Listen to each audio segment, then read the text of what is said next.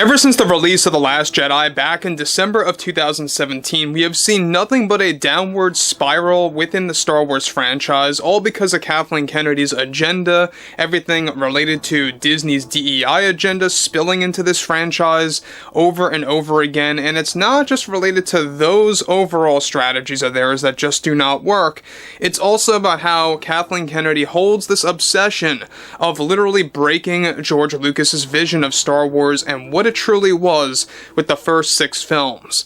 This is Mike Zero. Subscribe if you're new and like this video to see future updates. You can also follow me at Mike01. I thank you also very much for the great and kind support. So, we have never seen anything like this before in Star Wars history, especially under Disney's wing, with the Acolyte Trailer 1 and Trailer 2 getting ratioed across the board, across all forms of social media. Like I said before, something that we have never seen with any previous Star Wars trailer, not with Kenobi, not with Mandalorian, not even with anything related to anything controversial or subpar within the Star Wars universe. We have never witnessed anything like this, and that really is very revealing about the current status of Lucasfilm, where Bob Iger is at over at the Walt Disney Company, and how he really is in desperate damage control. Now, there's been a lot of things happening behind the scenes between the Walt Disney Company and one of their most failed divisions, like Lucasfilm, and how Kathleen Kennedy is dead smack in the middle of the drama right now, revolving around what has been going on with Leslye Headland and the Acolyte Season 2. Let's discuss. Now, of course, on top of everything here, we know that Bob Iger makes one bad call after the other. You know, I think that he really is going to go down as the worst Disney CEO when all is said and done by 2026. However, with that being said, with Bob Iger's cost containment plan actively wreaking havoc at every Disney division, one major development now involves more to do with Kathleen Kennedy and her ongoing issues with Disney that are beginning to erupt after Bob Iger and the board decided to fire Leslye Headland from more than 90% of the projects that she was about to direct and write for both Lucasfilm and Marvel Studios. Now, it turns out that Kathleen Kennedy has been getting involved in the drama behind the scenes, and it already is creating a large shakeup between the Disney heads and those employed over at Lucasfilm. To make matters worse with everything here is that Kathleen Kennedy is already beginning to actually want the Disney executives and higher-ups that she is willing to drop out of producing many projects associated with Lucasfilm if they don't offer Headland the role of vice president of Lucasfilm, like she was initially promised as well for 2026. As of now, Headland's Acolyte Season 2 remains in the cancelled list of Star Wars projects. Bob Iger's call here to fire Headland from not just Star Wars shows, but also one Star Wars film is already beginning to create a complex business relationship between Kennedy and Bob Iger that many members of the board want resolved immediately, somehow, some way.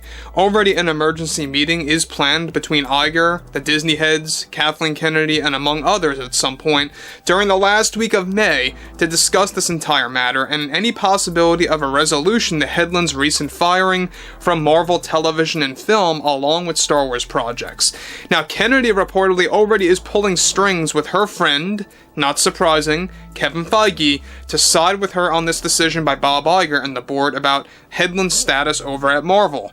However, Iger's defense is that her firing wasn't just limited to Headland's decision to disrespecting George Lucas and the backlash from fans against the Acolyte, but it also was due to his cost-cutting measures over at Lucasfilm. The main reason why Kennedy is taking this very seriously is that Headland was, of course, her ultimate DEI hire at Lucasfilm that would eventually take the spot in the Lucasfilm story group and become the new vice president as well within the next 2 years.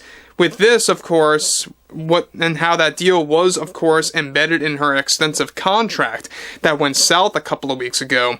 Headland also interfered with her agreed contract where she was demanding Disney to double her payout for some of the Marvel projects that were considered spin-offs to both Ironheart and the Agatha series. The same applied to the many Star Wars projects, one of which was going to be the James Mangold Star Wars film, where she was set to be placed in as a co-writer for the film, to work with Mangold on the origin of the Force / the birth of the Force and the First Jedi to completely change Lucas's philosophy and rewrite everything of the franchise to start from the ground up. In addition to that, Kathleen Kennedy is also warning Disney that she is ready to delay other projects if they don't reinstate the Acolyte Season 2 and Headland as a main contributor to Star Wars, since now the Acolyte Season 2 crossed out for 2026, the Lucasfilm Story Group is scrambling on what series to choose from to fill in for that slot toward the end of that year. Now guys, let me say one thing about this before we move on. Now we know that Kathleen Kennedy is pretty much in shambles right now over at Lucasfilm. We know that this company is a disaster, one failure after the other, all expectations really just falling very flat for a lot of fans that are still expecting something good out of Lucasfilm. Look, as far as I'm concerned, guys, as long as Kathleen Kennedy is there, you're always going to get subpar Star Wars material. It doesn't matter what it is, if it's a movie about this or that, or placed in whatever era. It doesn't matter if it's all Kathleen Kennedy-driven garbage. It's going to be just that. So, The Acolyte, we know that everything related to that is that it is another, situation much like The Last Jedi, where the backlash is so large to the point where they had to make a call. They had to make a decision. The same exact thing that happened with Rian Johnson. It's like, where is his trilogy? Well, it's on the back burner, Kathleen Kennedy claims, but we know what happened at least 2 years ago. They did put that on pretty much the cancellation list as well.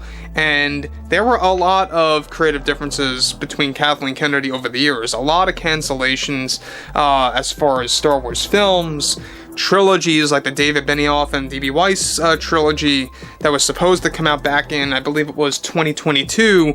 There's a lot of problems at Lucasfilm, and it doesn't show any sign of stopping at this point. Now, further, on top of that, all of this is already creating numerous setbacks. Kennedy also disagrees with Iger's decision to drastically cut funds to other planned Star Wars shows and films, hindering Kennedy's plans for productions, of course, and its quality. Another example of how they all eventually eat each other in the end, right? They all go against each other, that follow the same agenda if one disagrees with each other. That's just typical within the current status of Hollywood, especially over at Lucasfilm / Disney. Not a big shocker. So again, we know that this whole Leslye Headland situation behind closed doors over at Lucasfilm, the overall drama has been so severe, it's been rattling throughout all of Walt Disney, and at the same exact time, Marvel Studios, because she was eventually going to further her career within Disney after Star Wars to bring herself into multiple spin-offs, like I said before, related to the Agatha series, related to the Ironheart series, that would obviously follow Disney's DEI agenda. It's not a shocker as to why they would want her, in the beginning, to be a part of those shows. So again, like I say, toward the end of this month, we'll figure out more about what's going on between Kennedy, the board of directors, Bob Iger, and that whole shakeup happening right now. And if you guys did enjoy the content for today, make sure to drop a thumbs up on this video to support the channel, and I will catch you guys later.